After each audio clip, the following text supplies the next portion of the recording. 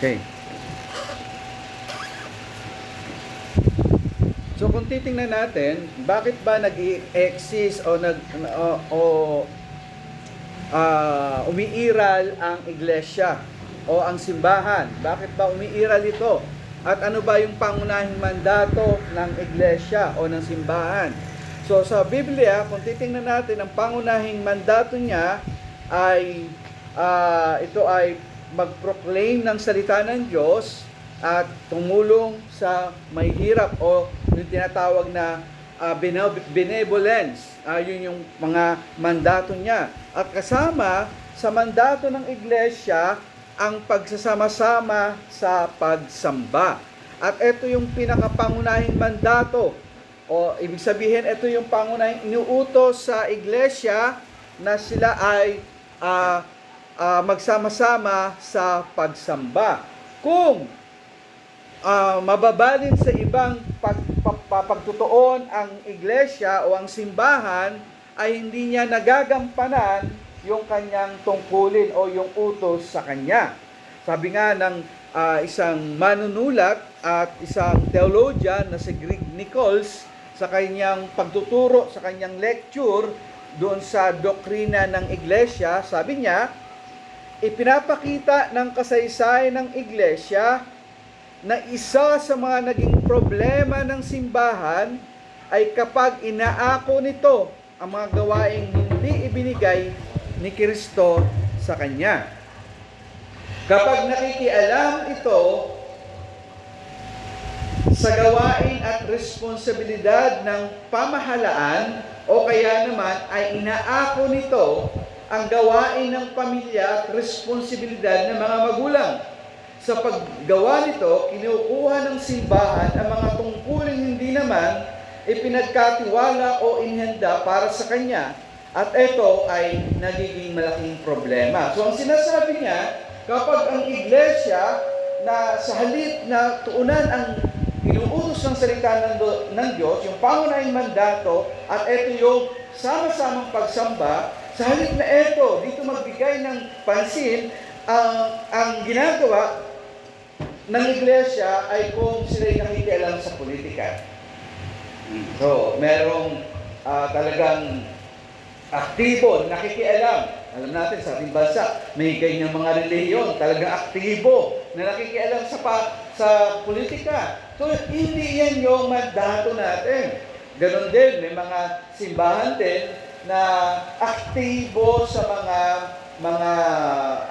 mga civic works.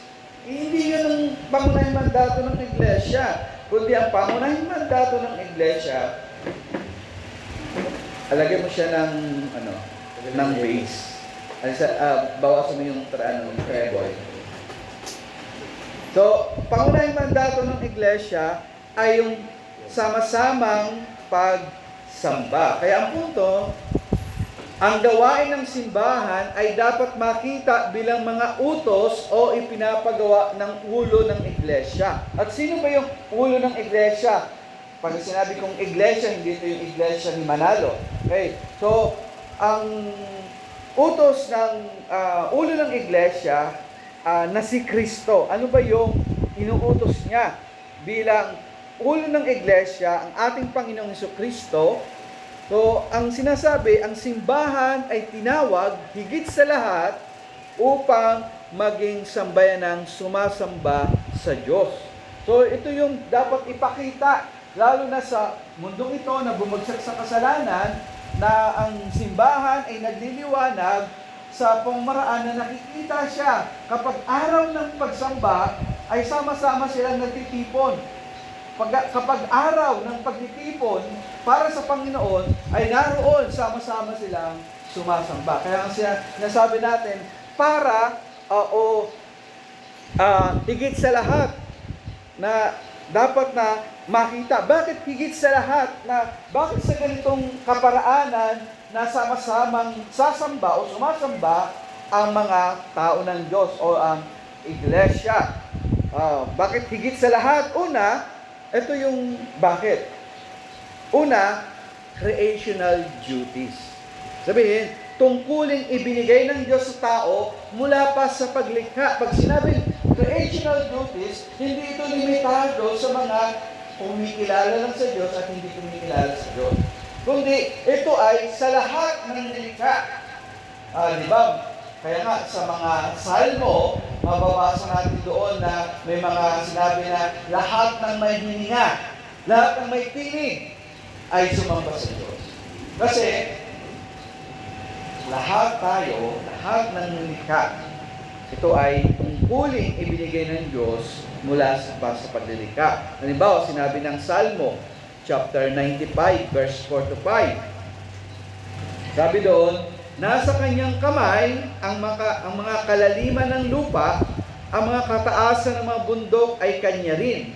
Ang dagat ay kanya, sapagkat ito'y kanyang ginawa, ang kanyang mga kamay ang lumikha ng lupa. So, pinapakita ng Salmo na ang Diyos ang lumikha ng lahat. At dahil siya ang lumikha ng lahat, karapat-dapat natin siyang purihin. Kaya sa iba pang salmo, halimbawa sa Psalms chapter 8, ang sinabi doon, chapter 8, 1 to 9, mababasa natin dito na yung utos na tayo ay sumamba sa Diyos. O Panginoon, sabi niya sa verse 1, aming Panginoon, sa buong lupa ay napakadakila ng iyong pangalan. Dito, sabi, ang iyong sa buong lupa, napakadakila ng iyong pangalan, ay dahil napakadakila ng kanyang pangalan, ano ang sinunod na sinabi? Sa itaas ng mga langit ay inaawit ang iyong kaluwalhatian. Then pag dating sa verse 9, sabi ulit, O Panginoon, aming Panginoon, sa buong lupa ay napakadakila ng iyong pangalan.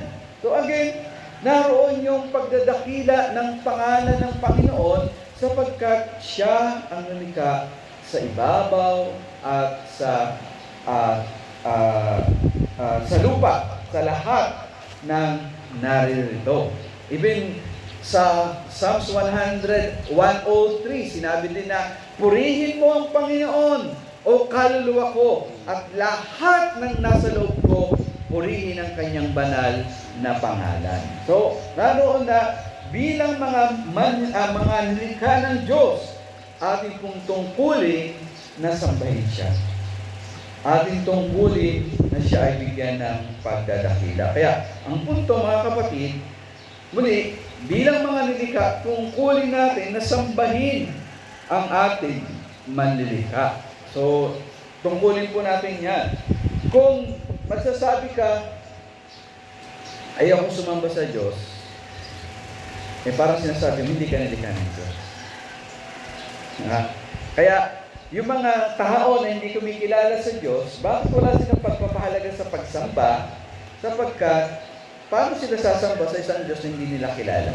O hindi nila kinikilala? Kaya kung ikaw ay nagsasabing, sumasampalataya ka, kinikilala mo na may Diyos, dapat tingnan mo yung obligasyon mo, ang tungkulin mo.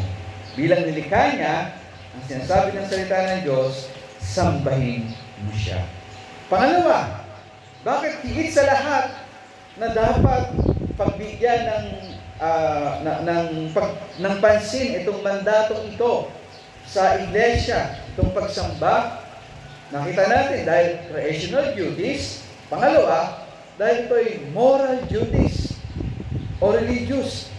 Di ba? Kasama yan sa 10 utos. Di ba? Yung sa 10 utos, sa 1 to 4 ay patungkol lahat yan sa Diyos. Pag-honor mo sa Diyos. Diba? Yan yung makikita natin, yung unang tapyas ng bato ay pagbibigay mo yun ng pag-honor sa Diyos. Kaya sa ika-4 na utos, sabi, honor the Sabbath day. Ba? Alin nyo, sa pagbibigay doon sa Exodus chapter 20, pagbibigay sa 10 utos, ang mayroong pinakamahabang description doon ay yung ika-4 na utos. Na i-honor natin ang araw ng pagsamba. Piniliwanag nila, 6 day ka, gagawa sa iyong sarili, mga regular na gawain mo, pero 1 day, take note, 1 day. Ngayon, maraming mga Kristiyano, panatag na sila. At least nakasamba sila ng 2 hours, 1 hour. Okay na yun, panatag. Pero utos one day sa church. At ito, yung mga kapatiran dito, lagi nila akong naririnig na pag-araw ng linggo, hindi natin araw. Ito'y araw ng Panginoon. Kasi ang utos ay one day, whole day, yung pagsamba na ilalaan natin sa ating Panginoon. At di ba sa pagbubod nga ng Panginoon sa 10 utos na ito, ibinuod niya ito sa 2. Diba? So, ano yung sinabi ng Panginoon sa Matthew 22:37 to 38, yung kabuuan ng pagbubuod ng 10 utos, ay sinabi niya doon, ibigin mo ang iyong Diyos ang buong buhay mo, buong puso, buong lakas at kaluluwa mo. So, kaya nga, ang pagbubuod na ibigin ang iyong Diyos, ito ay pagkilala mo. Kung iniibig mo ang Panginoon, at ikaw lamang na kumikilala sa Diyos, may moral duties, ipapakita mo yung pag-ibig mo sa Diyos sa pamagitan ng pagsamba. Kaya ang punto, mga kapatid, tayo ay nilalang na mayroong moral at nangangailangang magresponde sa Diyos morally. At paano natin ito gagawin? Sa pamagitan na tayo ay sumasamba sa Kanya. Tayo ay sasamba sa Kanya. Dahil ang pagsamba ay nasa pagkatao ng tao. Yan yung kaibahan ng tao sa lahat ng nilikha ng Diyos. Meron siyang moral. Dahil meron siyang moral, ay kinakailangan meron siyang pagresponde sa pamagitan ng pagsamba. Sabi nga ng isang pastor and principal doon sa seminary, na si Pastor Noel Espinosa, sabi niya sa kanyang pagtuturo, not worshiping is not only a sinful, but dehumanizing. Sa Tagalog, ang hindi pagsamba ay hindi lamang kasalanan, kundi nakakasira rin sa tunay na pagkatao ng tao.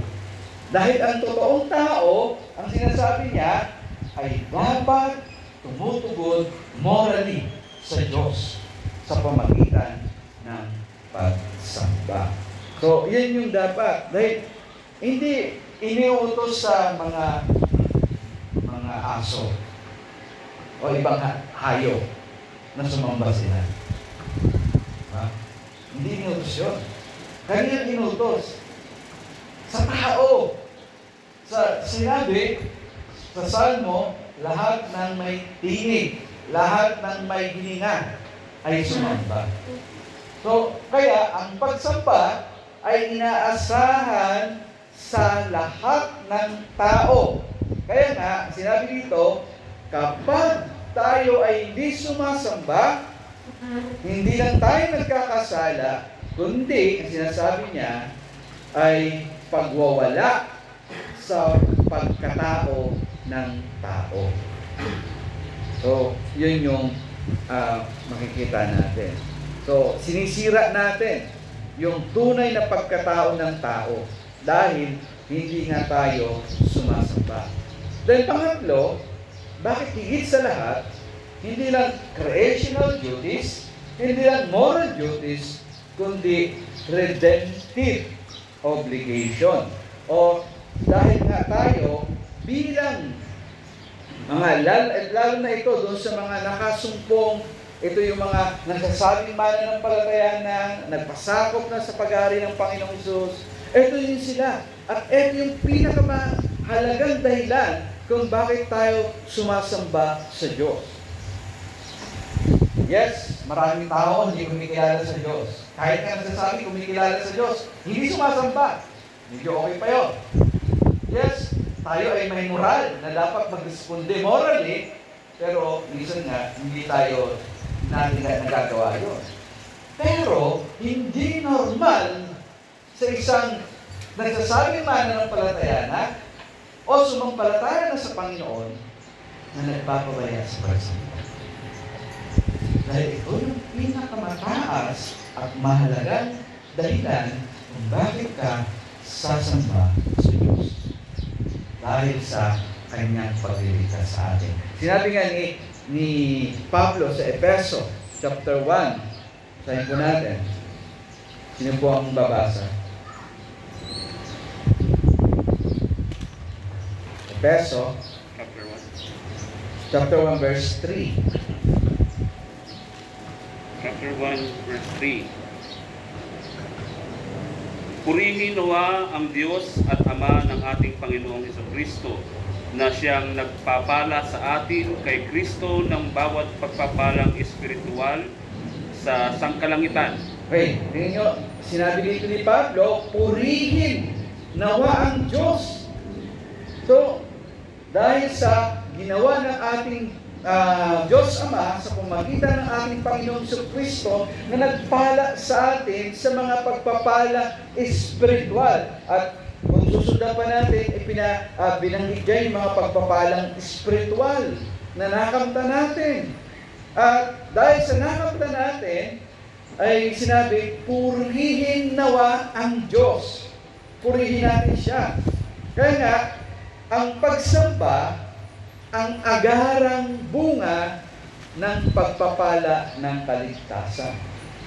So makikita natin dito sa sinasabi ni Apostol Pablo na kapag ikaw ay nakasumpong ng mga pagpapalang espiritual ng kaligtasan, ano yung mga pagpapalang espiritual na binanggit ni Pablo? Na ikaw ay tinuring na anak ng Diyos. Na ikaw ay pinawalan sala. Ito yung mga pagpapalang spiritual. Madalas, pag sinabi natin pagpapala, yung may dumating na blessing sa yung financially o materially, gano'n ang tingin ng iba sa pagpapala. Pero ang tingin ng Biblia sa pagpapala ay spiritual. Na kung saan ay pinawalan sala ka na. Hindi na counted sa'yo ang kasalanan mo. Mamaya, ituturo ko sa iglesia sa Morong, yung imputation. Sabihin, yung pagbibilang na ibilang sa atin, na sinabi sa Corinto at sa Romans, na si Kristo, yung kanyang katwiran, ay ibinilang sa atin, at ang ating kasalanan ay ibinilang sa Kanya. Siya yung umako ng kabayaran, ng kasalanan, ng kaparusahan, at galit ng buod ng Diyos. Sa halip na tayo, at yung ay pagpapala. Kaya tayo napawalan sa sala. So yun ay spiritual mga pagpapala sa atin. At dahil sa ganun mga pagpapalang spiritual, ang sinasabi, ang pinaka-unang bunga ng pagpapalang nakamtan mo ay mapuri ka. Parang ganito. Mari si Brother Brian, mayroong tao na hindi niya kilala. Tapos mayroong mayroon nagsabi sa kanya na meron kang mga kayamanan ng ganitong kahalaga, mali-maleta. Parang napapanahon yan. So, anong una magiging reaction niya? Tapos, si Brother Brian ay nangangailangan ng malaking halaga. At bigyan ng gagawin. Tapos biglang may lumapit sa kanya, nagbigay ng mga mali-maleta na walang dahilan, walang anuman. Anong unang tugon ni? Anong unang tugon? Anong kapalit? Of course, yung natural natin, salamat. Oh, Diba? salamat. Oh. Yun ang unang tugon natin. Diba? So, how much more na sinasabi ng Biblia, alam niyo sa Efeso, pagdating ng chapter 2, binanggit doon yung kalagayan ng tao na patay dahil sa kasalanan. Mga kaaway, ano yung mga dating kalagayan ng tao? Kaaway ng Diyos, anak ng pagpupuutan. Kung ganyan kalagayan mo, pagkatapos, sinabi, dahil kay Kristo, ikaw ay napawalan sa Diyos. Dahil kay Kristo, ikaw ay inaring ka na. Pero ba na maging anak ng Diyos? Di ba? Anong magiging reaction mo? Of course, ay pagpupuri, pagsamba. Kaya ang punto, mga kapatid, ang pagsamba ay isang mataas na gawain at prioridad ng tao. Bilang may moral at lalo na bilang mananampalataya. So, bilang mananampalataya. Kaya nga, mag-ingat tayo. Ang kakulangan o pagpapabaya sa pagsamba ay hindi matatakpan ng pagtupad sa ibang mga tungkulin. Minsan, ganun ginagawa ng iba. Nagpapabaya sa pagsamba, hindi. Sumasamba, sabihin natin. Pero ang gagawin nila, gagawa sila ng mga good works. O pakita sila ng good works. Oh, hindi yun eh. Kaya, may mga iba na hindi nag-church, pero nagbibigay minsan sa simbahan. May mga charity. Tapos may mga simbahan naman, sinasamantala yun. Kaya isang bagay na ako ayaw kong magkaroon ng yung solicitation. Tapos may gawain ng church, hindi sa iba. Sabi ko, hindi ko conviction yun. Kasi hindi yun ang nararapat. So, dahil nga, tinuturuan natin sila, okay lang ginagawa niyo basta magbigay kayo. O tumulong kayo. Hindi ganoon. Hindi ganoon ang sinasabi ng Scripture. Kaya nga, hindi po natin dapat matingnan sa ganoon. Kaya tandaan natin mga kapatid, ang sambayanang sumasamba ay naiiba sa pagsamba ng pamilya at sa personal o pribadong pagsamba. So yun dapat nakita natin, sabi ng iba, Kristiyano na ako, mananampalataya na ako. At kontento na ako dito sa nanonood ng TV, sumasamba ako. O, mananampalataya na ako, Kristiyano na ako, pero at least sumasamba naman kami dito, magpipray kami. O, bago nagbabasa man ako ng Bible sa bahay, okay na yun. Hindi. Ang mandato, pinag-uusapan natin, yung sama-sama pagtitipon sa pagsamba. Yun yung dapat na makita natin. Dahil ito yung nag-iiba sa pampamilyang pagsamba, personal na pagsamba. Ang naiiba ay sama-sama tayo sumasamba bilang nilikha, bilang may moral, at higit sa lahat, bilang iniligtas ng Diyos sa kanyang biyaya. So yun dapat na makita. Kung titignan natin, yung konsepto ng pagsamba sa matandang tipan ay, in general, ito ay nagpapakita na sa Old English is worship. Sabihin, to honor one according to his work. Yung kanyang pagbibigay mo daw ng galang sa isang tao na napakahalaga o napakabigating tao. O yung term natin ngayon, VIP. Most important person, tama rin. Very important person, VIP. So, ganun daw po. At pinapakita sa mga ganitong tao sa Old Testament to New Testament yung paglilingkod sa mga ganitong tao. At naroon yung kanilang paggalang. Ang pagpapakita nila ng paggalang is yung pag-bow down.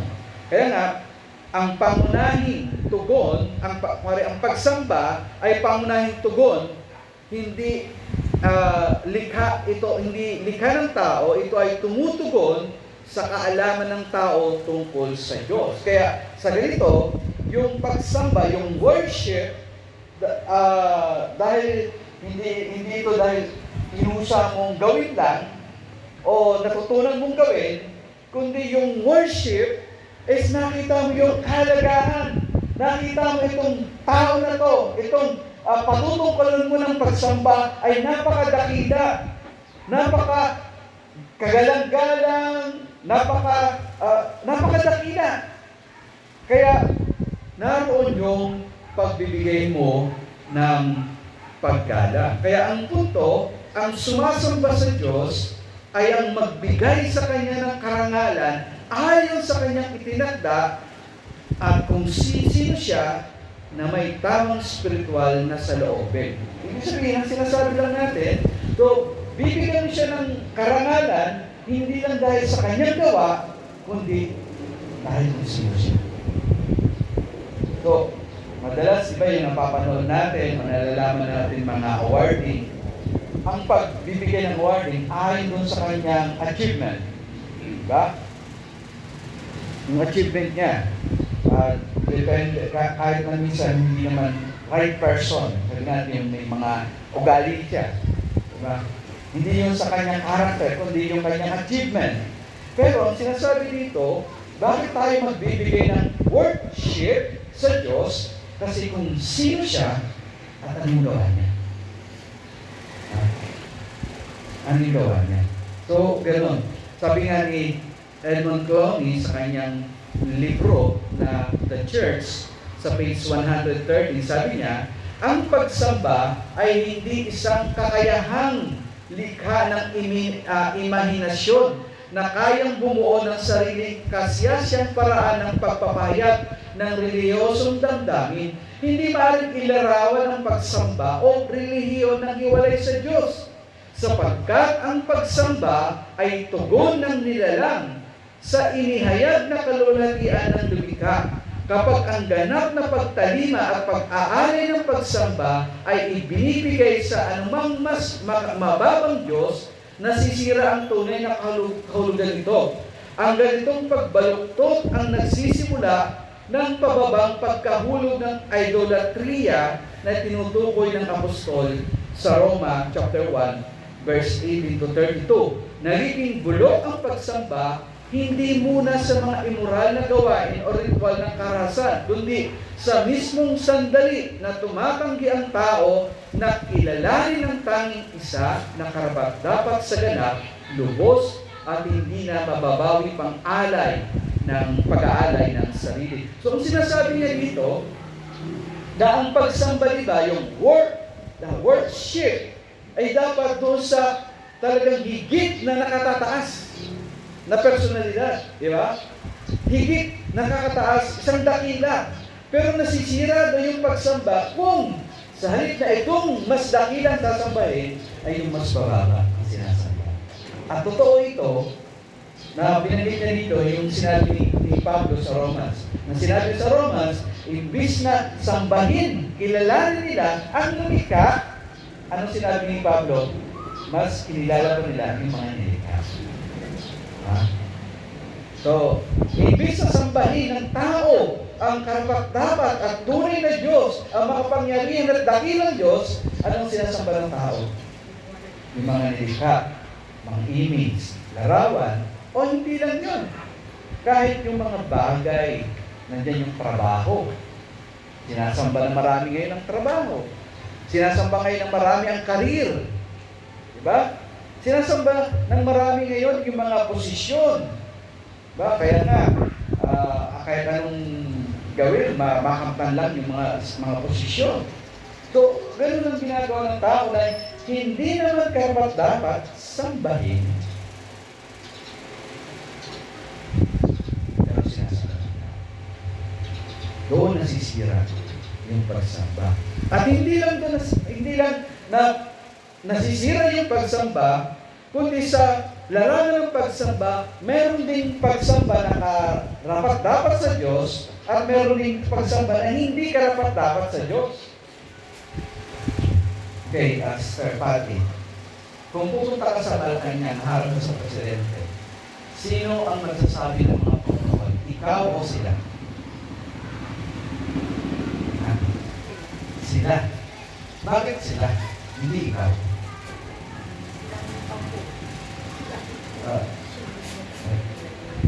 Ito na lang. Pare, patawag ka ng mayor. Naharap ka sa mayor. Ang mayor ba ang magsasabi sa iyo kung paano ka harap sa kanya? O ikaw ang magsasabi sa mayor kung paano ka harap sa kanya? Kung paano ka harap sa kanya? Ikaw. Ganun ba yun?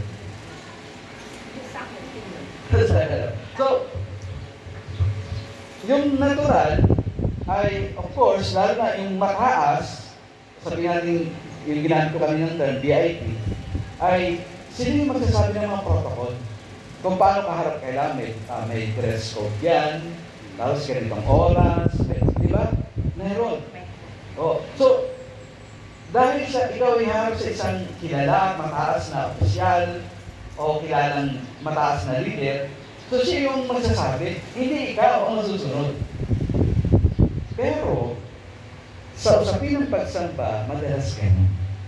Ang ginagawa, ang nasusunod, yung mga sumasamba, kaysa sasambahin. Kaya nga, sa pagsamba ay may tinatawag na discrimination in worship.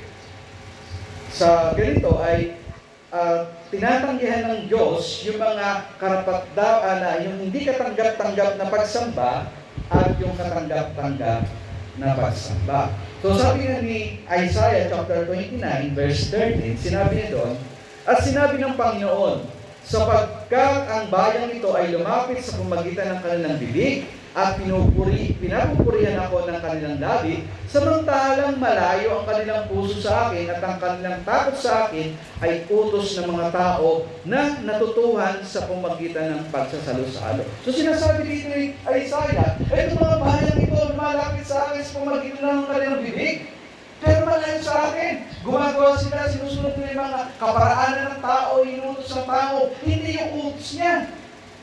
Kaya ang sabi doon, hindi ko tinatanggap ang mga pagsamba.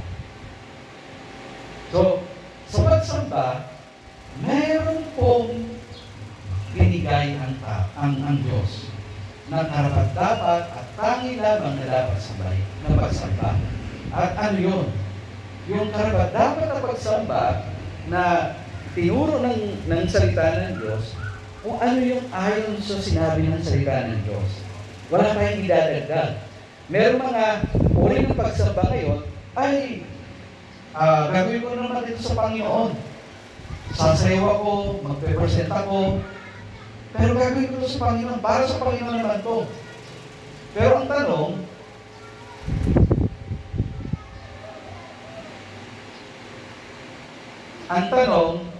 katanggap-tanggap ba sa Panginoon yung pagsamba? Ngayon. Diba? So, madalas sasabihin, gagawin ko to para sa Panginoon, pero again, ang tanong, katanggap-tanggap ba yun sa Panginoon? At minsan, tayo ang nag-decide. Ganitong araw, ako sasamba. Ganitong oras ako darating sa pagsamba. Pero meron ibinigay. Diba? Ano dapat? Araw ng linggo, araw ng Panginoon para sa Kanya. At ito yung napagkasunduan, oras ng pagsamba. 9:30, hindi 9:40, hindi 9:50.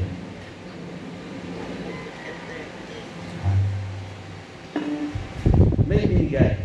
Sabi nga ni John Calvin, doon sa kanyang aklat na The Necessity of Reforming a Church, sabi niya, kung itatanong kung ano ang pangunahing dahilan kung bakit nananatili at umiiral ng relihiyong Kristiyano sa atin at kung paano ito pinapanghawakan ng katotohanan, makikita na may dalawang pangunahing bagay na hindi lamang pinapahalagahan, kundi sumasaklaw rin sa lahat ng iba pa at sa kabuuan ng nilalaman ng Kristyanismo. Una, ano yung dalawang bagay na yun? Una, ang kaalaman kung paano wastong sumasamba sa Diyos. At ikalawa, ang kaalaman kung saan nagmumula ang kaligtasan. Sinasabi niya, bakit ba hanggang ngayon ay nanatili ang Kristyanismo?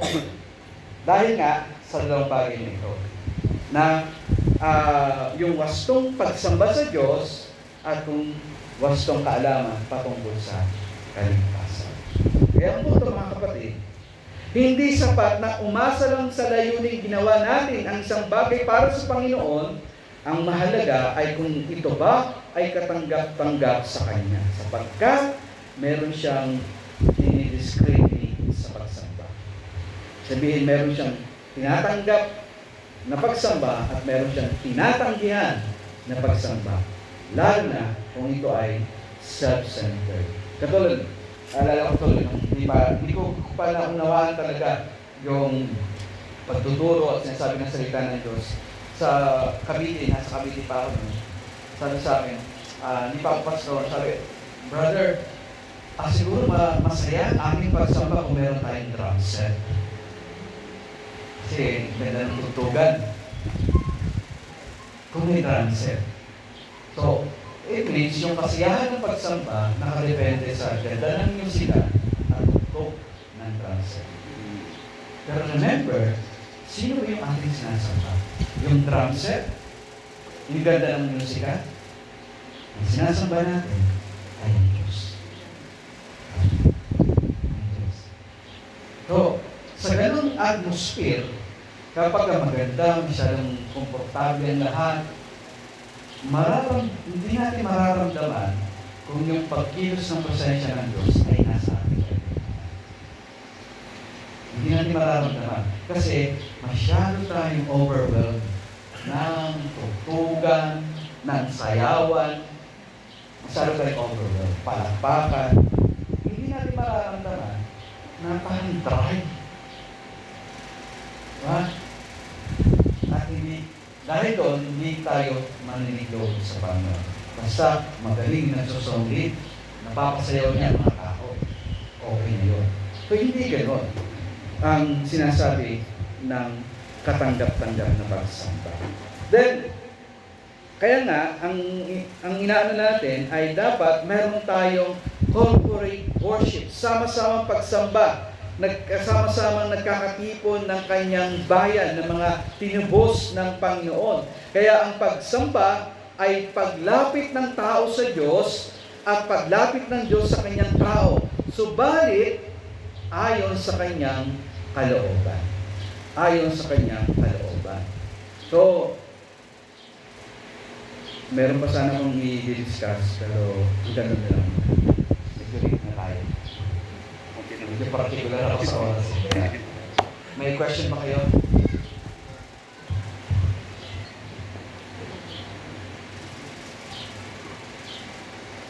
Question o clarification po. Tandaan niyo po, bakit dapat tayo sumamba? At higit na dapat na makita ito sa atin kasi creational duties. Tungkulin bilang mga nilikha, moral duties, kasi tungkulin bilang may mga moral at pangnaglo dahil sa redemptive obligation. Sumasamba. Pero sabihin, minsan online sila, minsan sa ibang church. Pero tama naman, online ano sila, nag-observe sila every Sunday talaga. Streaming. Pero minsan nasa ganitong grupo, sa ganitong Church copy. Ano yun? pagsamba ba yan? Ang unang ano doon, tama. Pagsamba ba ito? Pangalawa, ito yung kalooban ng Panginoon. Hindi yung mga tanong. Balisin. Oo. So, ang utos ng Panginoon, una, corporate, sama-samang pagsamba. Kaya, tingnan nyo sa Ephesians chapter 4, bakit binigay ng Diyos yung mga kaloob? May apostol, may teacher, mga elder, pastor, bakit binigay yung mga kaloob na yun sa loob ng iglesia? Kung hindi naman, kung okay lang na hindi magsama-samang sumamba. Kasi ang sinabi doon, para ihanda ang tao ng Diyos sa paglilingkod. So, binigay ang mga kaloob sa loob ng iglesia upang isaayos ang lahat dahil mayroong sama-samang pagsamba, sama-samang paglago, sama-samang paglilingkod. Then, tama ba yun na pumunta ako doon o yun, church hopping. Hindi tayo magkukumit sa isang lokal na church. Pansinin niyo po, sa lahat ng letters, di ba mayroong, sa Revelation na lang, may 7 churches, iba-iba yung composition nila, yung identity nila. Sabihin, mayroong specific na local church na kung saan ay maaari kang malabihan. Maging kanin ko. Maaari kang may specific na local church. Ibig yung mga sulat ni Pablo, sabi, sa iglesia ng Efeso, sa iglesia ng Corinto, may espesipiko na lokal na iglesia. Ngayon, kung hindi ka kabilang doon, paano masasabi na nasusunod mo ang kalooban ng Panginoon? At hindi lang yun, sa loob ng Panginoon, God willing, sa susunod na pagturo, mayroon mga direct command ng Panginoon sa loob ng iglesia na dapat mong isagawa. Kabilang doon yung tinatawag na one another. Paano ka mag-bawat another na itong linggo nandito ka, so nandito nandito ka?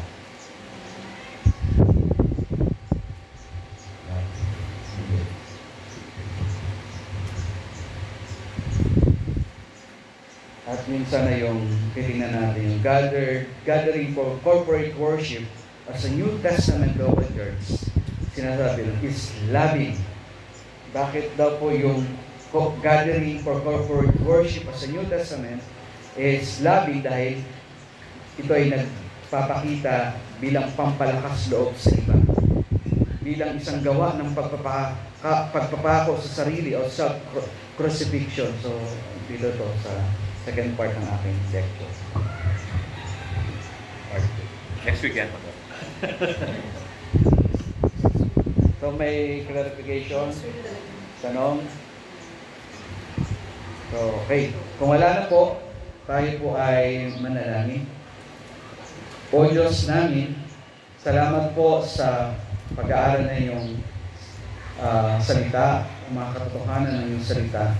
Patungkol, Panginoon, sa kahalagahan talaga ng sama-sama namin pagsamba. Kaya tulungan niyo po kami bilang mga nilikha niyo na kayo po ay purihin. At bilang mga may moral ay mag-respondi kami, Panginoon, ng pag-ibig sa inyo at makikita ito sa aming pagsamba.